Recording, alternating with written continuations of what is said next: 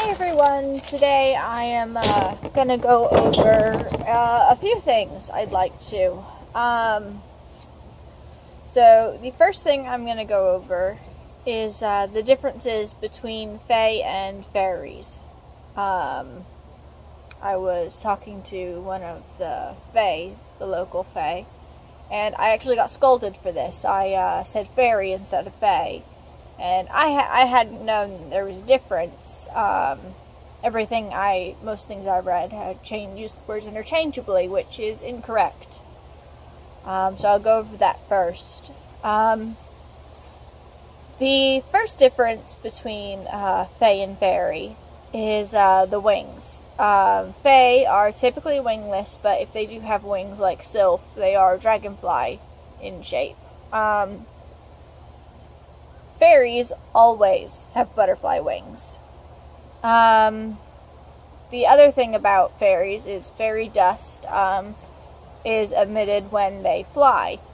And fairy dust causes sleep, drowsiness, vivid dreams, hallucinations, all that kind of thing. Fairies also mainly appear in dreams and cannot live or stay in Midgard for very long. The other thing in between, the other big difference between fae and fairies is that fae are creatures of fate. They deal with the fate of nature. Fairies are the creatures of destiny. They are dreams and destiny. So some of you probably will be like, well, what's the difference between between fate and destiny? So think of it like fate is determined by our actions. It is if you have two roads in front of you and they both lead to the same place, but you choose the left road instead of the right road, and along your way you run into a bear because you took the left road. Well, because the running into the bear would be the fate, because your choice was to take the left road. And the destination that both roads lead to is your destiny. Destiny is unaffected by our choices. So it's stuff like that. Another big difference between fae and fairies is in their behavior. So fairies are not tricksters, are not pranksters. They carry out their job devotedly and with a lot of love. They are very sweet. Fae can be really sweet, but they always love playing tricks on people. So I can't tell you how many times I've tripped over nothing, or things have been dropped on my head, or just random things like that happen. One time I was offered a flower and I picked the flower. It was a honeysuckle. I picked the flower and went to eat the honeysuckle, and there were bugs all over it.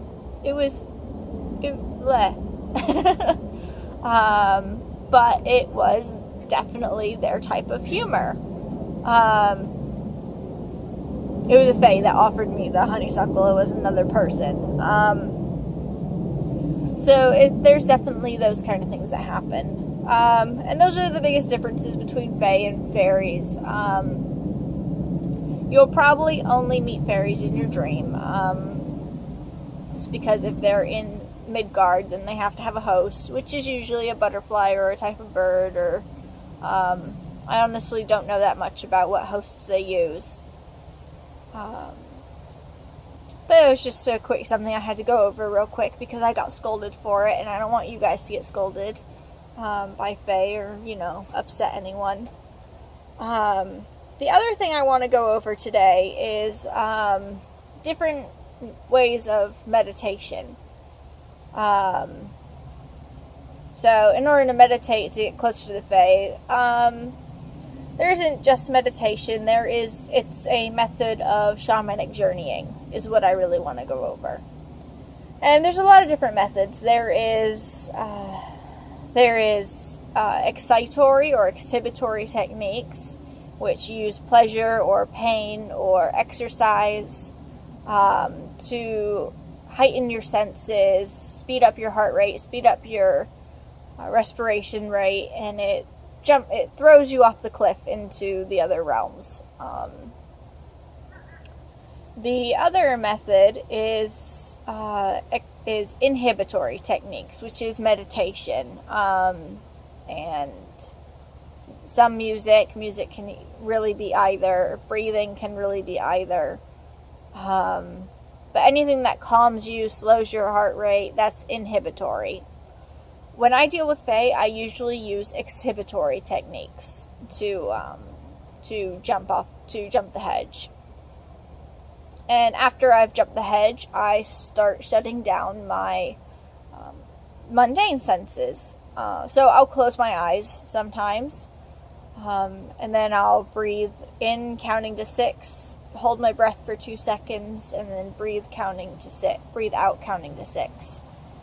And this makes you focus on your breathing. Makes you focus on your breathing. It makes you stop realizing what you're smelling. You kind of have to really focus on the counting. You don't really think about what you're hearing anymore. So it's a good way to just shut off your senses, and it opens up your clair senses. So, like me, I originally only had clair audio, which clear hearing. I could hear Fae, but I didn't used to be able to see them, and I didn't used to be able to really know things. Like I didn't used to be able to have like real connections with them. Now I have every sense except smell. I do not have the psychic sense of smell. The most common sense is clear knowing. So if you ever feel like you're being watched, that would be one of the clear knowing. You know a Fae is there, but you can't see them. And you don't see them like I see the camera right now. You see them in your mind's eye. Unless they really want to show themselves to you, then you may see them. You may see them visually, but usually it's kind of a mental vision. So I wanted to go over that real quick.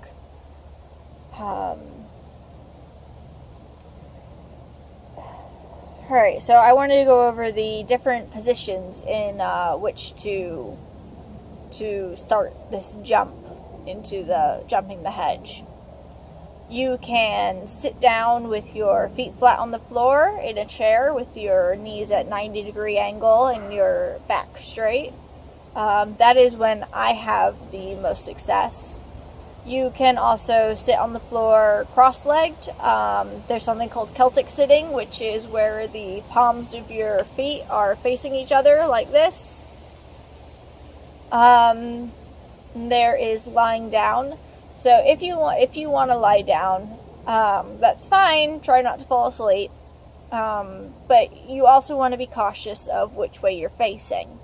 So if you lie down on your back and you face the ceiling, well, that's all and good if it gets you relaxed, but that's sending your soul upward. Unfortunately, Fae don't live in the higher realms. They live in the lower realms. So try laying on your stomach if laying on your back isn't doing it. And then facing a specific direction. Facing a specific direction tells you which realm you're kind of going into. So I always face east when I'm doing when I'm doing all these. I don't really mean to. I just do. When I'm meditating, my compass points east. You may notice that you like facing a certain way more. I don't always test it first. I don't always, look at my compass and be like, oh, all right, this is east. I'm going to sit down here. It's more, I'm going to sit down here, and after I'm done, I'm like, oh, that went really well. Which way am I facing? Oh, east. So east is for knowledge. West is for emotional healing.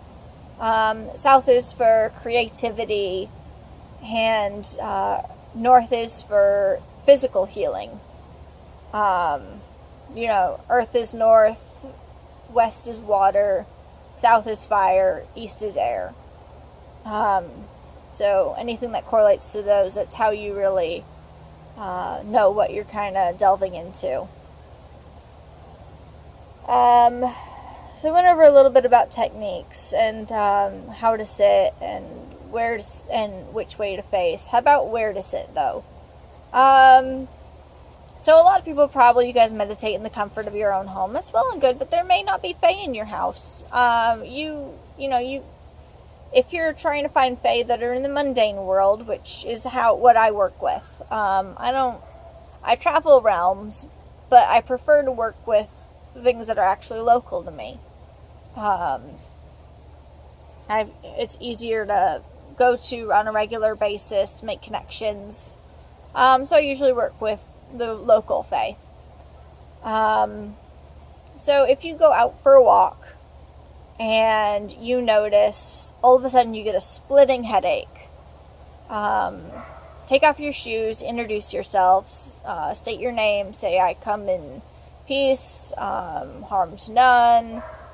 May I have permission to pass through this area or sit down in this area into your territories and wait a while or chat with you a while." If the headache is lifted, then you may. If the headache persists, I suggest go somewhere else. I think I touched on this briefly. I went to a local fae. I actually just got permission to do a video there, so that'll be my next one. Maybe tomorrow. I don't know. It depends. But I went there, and I had been there 1,000 times. Like, so many times I can't even count. And one day I went down there, and I had a splitting headache. I get migraines, and I knew this was not the same as a migraine. So I took off my shoes. I did what I just told you guys to do, and headache lifted immediately. And I met a fae. And I was invited to spend some time with them. I was invited into their garden, which I've tried to go back to that garden, and I can't find the entrance. Just gone. So things like that, those magical things will happen, but they take time. They take a lot of time. I do want to touch on something real quick. There is this kind of misconception. A lot of people think that in order to journey, you need to be sitting still or lying still, and you need to leave your body. That is not the case at all. It takes some practice, a lot of practice. It takes a lot of time. And you should have more than just clear knowing developed when you try this. At least clear sight. But you can walk around in the mundane world and be in the other realms too. I am guilty of it often. All my friends know that I do this all the time. When I interact with people, I usually am really good about staying in the here and now. But for the most part, when I'll take my dog for a walk. Before I go, I use exhibitory techniques to jump off that ledge. Then I use the inhibitory technique of shutting down my senses. And I do the entire walk just on my clair senses. I mean, I don't walk around with my eyes closed in case there's a car. I mean, I do open my eyes, because if I walk around with my eyes closed, everyone's going to think I'm nuts. So, I mean, obviously, I walk around with my eyes open, but I focus on everything that's not in the mundane world. And I meet a lot of fae this way. But I just wanted to clarify that. You don't have to be sitting down. So if you don't have time to meditate while you do the dishes. It's really not that difficult. It is the same process. It is just doing it while you're moving. So simple tasks that you don't really need to be all there for, like doing the dishes, vacuuming, all those things that you don't need, doesn't need your full attention. Go ahead and meditate while you do it. It will make you closer to nature. It'll make you more open to these messages from the Fae. But all this stuff does take a lot of time and a lot of practice. Alrighty, well, like, ask questions, share experiences, enjoy. Alright, I'll hope to see you guys next video.